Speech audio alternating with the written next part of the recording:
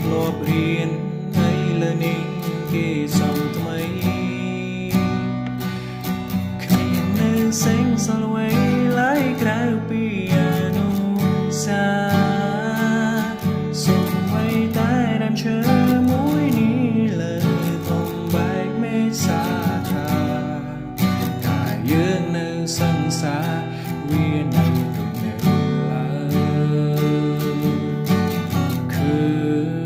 សាលាភ្នែកខ្ញុំហូរចិត្តធ្ងន់ធ្ងរនឹងដល់មិនរួមថ្នាំងនឹកវេលាយើងមករៀនយឺតពីនាងទុកជីវាំងឲ្យឈរនៅខាងក្រៅ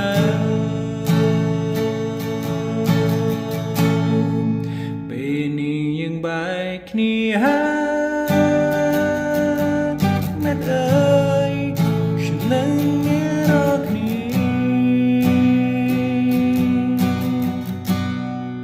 នឹងគ្រានឹងសិក្សា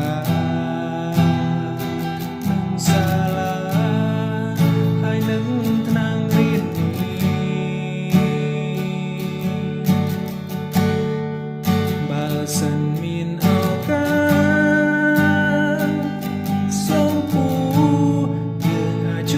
គ្នាម្ដងទៀត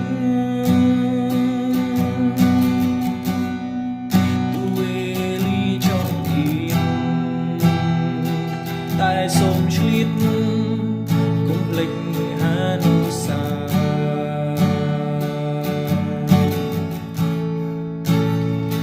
អោវិទ្យាល័យកន្លែងដែលលើកដល់ចំណេញខ្ញុំមានថ្ងៃនេះដោយសាររូបនាងដែរពីក្មេងប្រុសនាងខ្លាយជាពលរដ្ឋល្អក្នុងសង្គមនឹងគេមិនធ្វើឲ្យពុកម៉ែពីបាចិនសូមផ្ដាំទៅមិត្តតែធ្វើជាសិស្សល្អនៅវិទ្យាល័យ